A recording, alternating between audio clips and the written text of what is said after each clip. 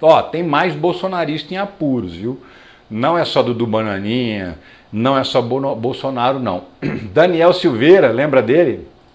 Daniel Silveira também está bastante enrolado, bastante prejudicado e pedindo, pelo amor de Deus, uma saidinha. Você acredita nisso? Ele está pedindo saidinha para Páscoa, agora em abril. Ele entrou com um pedido. Porque qual que é a história do Daniel Silveira? Daniel Silveira tinha sido preso, foi condenado por ameaçar os juízes, os ministros do STF, pegou lá quase 9 anos de cadeia, cumpriu uma parte da pena até ter direito de ir para o regime semiaberto, aí foi para o regime semiaberto, ele tinha que trabalhar de dia e à noite dormir na cadeia. Aí passou mais um tempo e ganhou direito ao regime aberto, ou seja, cumprir a pena em casa, de tornozeleira. E aí foi. Em 3 dias ele voltou para a cadeia, porque em 3 dias ele descumpriu as normas da prisão domiciliar, lá do regime aberto, saiu, foi para o shopping, depois inventou uma história que passou mal, foi para o hospital, mas o relatório do hospital disse que o que ele tinha não era nada demais, era uma coisa boba, né? Mas assim, ficou um tempão no shopping, completamente fora da rota de onde ele podia ir, porque o cara que está em prisão domiciliar só pode sair de casa realmente para ir para um hospital numa situação de emergência, mas não pode ficar zanzando por aí não.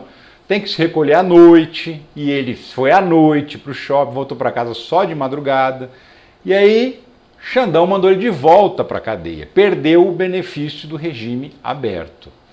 E aí voltou para a cadeia, passou 3 ou 4 semanas, ele voltou a pedir o direito do benefício do semiaberto. E aí o Xandão autorizou, o Xandão liberou ele para poder voltar para o semiaberto, né? Tá aqui, Moraes concede semiaberto a ex-deputado, mas nega soltura ou indulto. Ele também pediu que o indulto de Natal do Lula valesse para ele. O indulto de Natal é muito claro.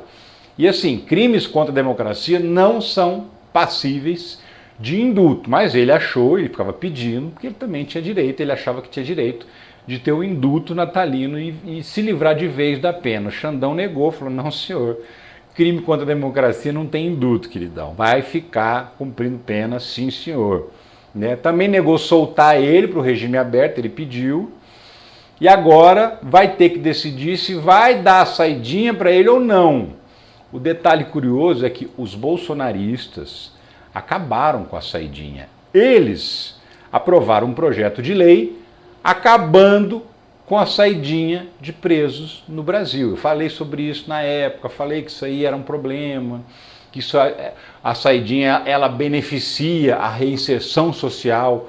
É claro que tem um ou outro que comete crime, mas se você pegar a estatística, você vai ver que realmente é um ou outro. 95% dos presos que saem na saidinha voltam para a cadeia. Mas bolsonarista não quer saber. Bolsonarista acha que bandido bom é bandido morto. Então, o que eles puderem fazer para esfolar uma pessoa que cometeu um crime, mesmo que seja uma pessoa que não é uma criminosa, não é um bandido que vive do crime, porque tem gente que é bandido, que vive do crime, e tem gente que é cidadão comum que comete um crime, sei lá, pode ser um crime de trânsito, pode ser um crime que se desentendeu com o vizinho, com o conhecido, perdeu a cabeça, mas naquela pessoa ela não tem uma índole criminosa, ela cometeu um crime.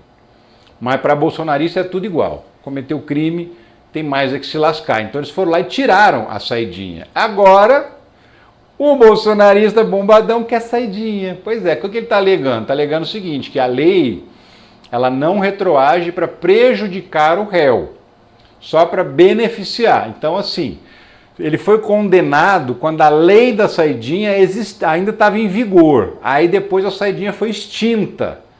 Segundo a defesa dele, como ele foi condenado na vigência da lei anterior, ele tem direito aos benefícios da lei anterior, ou seja, não valeria para ele a proibição da saidinha, só valeria para quem foi condenado e começar a cumprir pena depois da mudança da lei.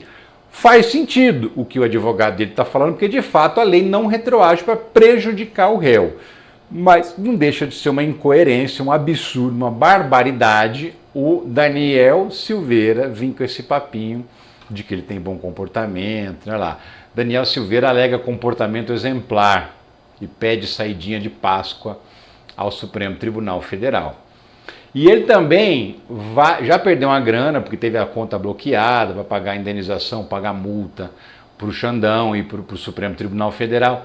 E agora, de novo, pode sofrer um bloqueio de bens. Condenado a indenizar ex-prefeito de Niterói, Daniel Silveira pode ter bens penhorados. Sim, ele foi condenado a pagar 20 e poucos mil reais porque ele ameaçou nas redes sociais o prefeito de Niterói. Ameaçou, tá? Não é que xingou, criticou, falou que o cara não era bom prefeito, não. Ele ameaçou a integridade física do então prefeito de Niterói, que é o ex-prefeito, agora já é outro, né?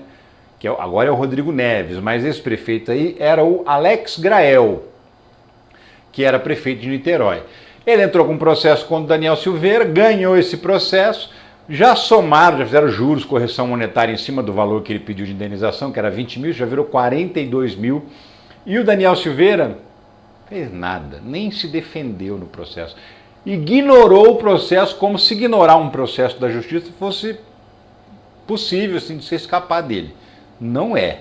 Foi condenado inclusive a pagar esses 40 e tantos mil já com juros e correção monetária. Como a justiça não encontrou nem um centavo na conta dele, na verdade até encontrou 2 mil na conta do deputado, vai agora penhorar bens, patrimônio, se tiver carro, se tiver casa, se tiver moto, se tiver algum outro patrimônio, vai ser penhorado para pagar a indenização para o ex-prefeito de Niterói. Então, está em cana de novo, porque é safado, porque descumpriu as normas da prisão domiciliar, da prisão em regime aberto. Agora que é saidinho, sem vergonha, né? Saidinha. Vê se tem, é muita cara de pau, né? E ainda vai perder uma grana aí, porque vai ter que pagar a indenização para o ex-prefeito de Niterói, que ele simplesmente ameaçou. Exatamente, ameaçou.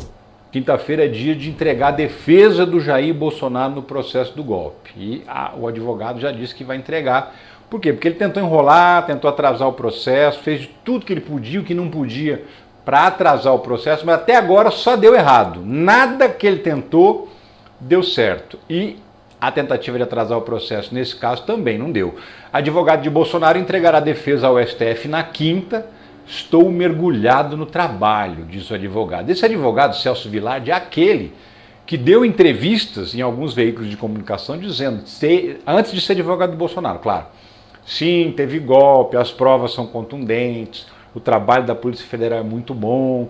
Aí o Bolsonaro falou e contratou ele. Aí mudou. Não, porque o Bolsonaro é perseguido, porque ele não fez nada, porque a Polícia Federal, esse trabalho é muito ruim. Inverteu tudo que ele tinha falado antes, a partir do momento que ele assinou um contrato, possivelmente milionário, com Jair Bolsonaro para defendê-lo. E aí, eles estavam fazendo de tudo para atrasar esse prazo para apresentar a defesa prévia, porque funciona assim.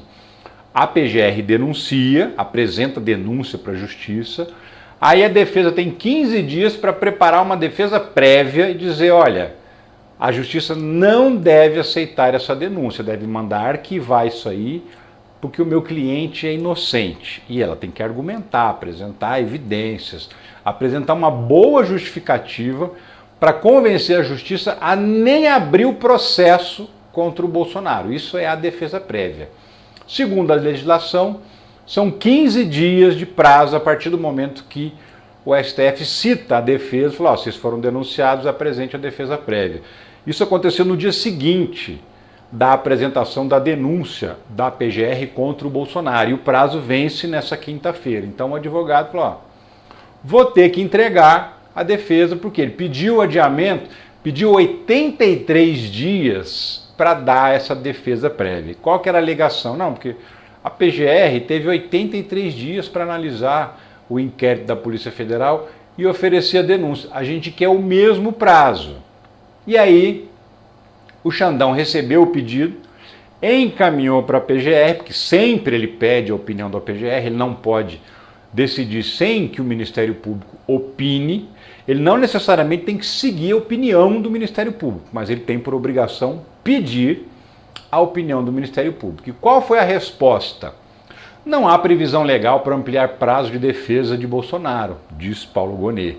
Exatamente, a lei diz que são 15 dias não são 20, não são 30 e muito menos 83 dias. 15 dias são 15 dias e ponto final, né? Então, não houve essa possibilidade de ele adiar o prazo, de ele enrolar mais o processo, vai ter que entregar a defesa prévia amanhã, mas ainda não é a defesa do processo, tá? Porque assim, essa defesa prévia vai dar em quê? Em nada. A justiça vai aceitar a denúncia e o Bolsonaro vai se tornar réu. Ele e os outros 33 que foram denunciados pela Procuradoria-Geral da República. E aí, a partir do momento que ele virar réu, aí sim vai começar o julgamento. Então, vai ouvir testemunhas de novo. Se pode ser que seja necessário a produção de mais provas, perícios, enfim, que a defesa e a acusação podem pedir.